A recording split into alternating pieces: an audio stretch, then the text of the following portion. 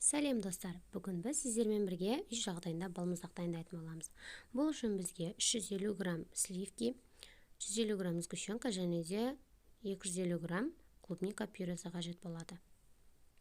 Бірінші болып сливкені жақсылап миксерлеп аламыз.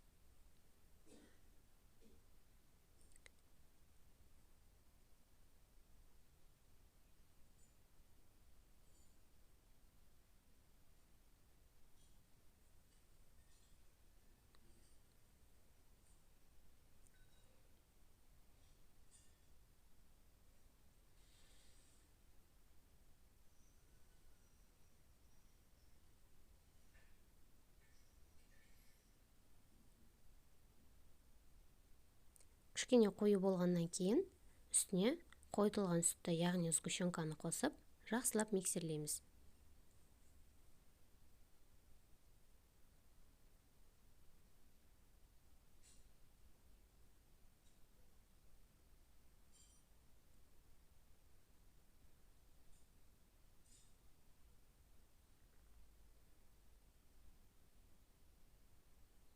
Осы массамызға енді клубниканың пюресін қосамыз.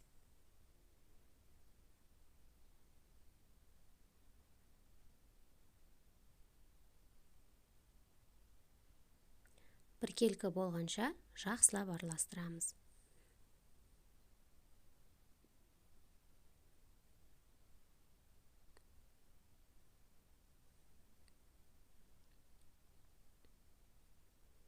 Қоюлығы осындай масса пайда болады. Енді осыны контейнерге саламыз.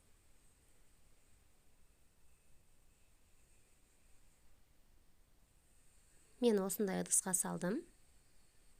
Қандай ыдысқа салу өздеріңізге байланысты.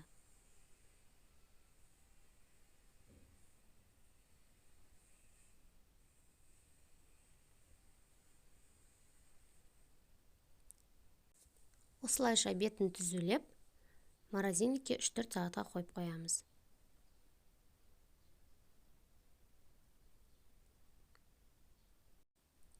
Осымен біздің балмұздағымыз дайын. Міндетті түрде жасап көріңіздер.